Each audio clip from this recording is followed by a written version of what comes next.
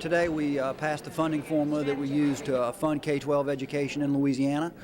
It was basically the same formula that we had last week, but we had taken an extra week to look at some additional factors. The good news is there's additional dollars that we're recommending for K-12 education. There's additional dollars for career and professional training, that workforce development that I think most of the state finds to be critical. And there's additional dollars for programs that students want to take in that regard. So, everybody always wants more.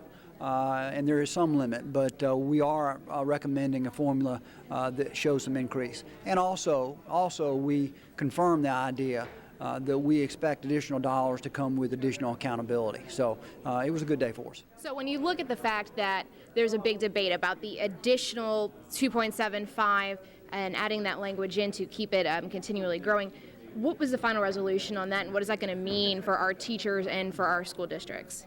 Well, one of the members brought up in past formulas there's been language that said that if the legislature did not approve with the budget that BESE passed, that there would be an automatic increase from the previous years. That language was in general added back today.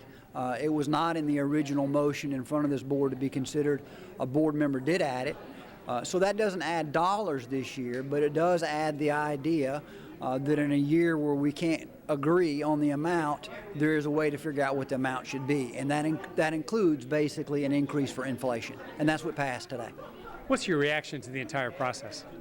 I wish it was smooth, and I wish everybody got exactly what they wanted. I'll give Mr. Gio, who's on our board from the Ruston area, a lot of credit.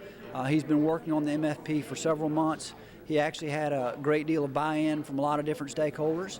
But as you can tell, at the end, it always gets difficult. It's easier to manage with more money, but it's not an endless amount of money. And we got to balance the idea of how much money is needed, along with the idea of accountability.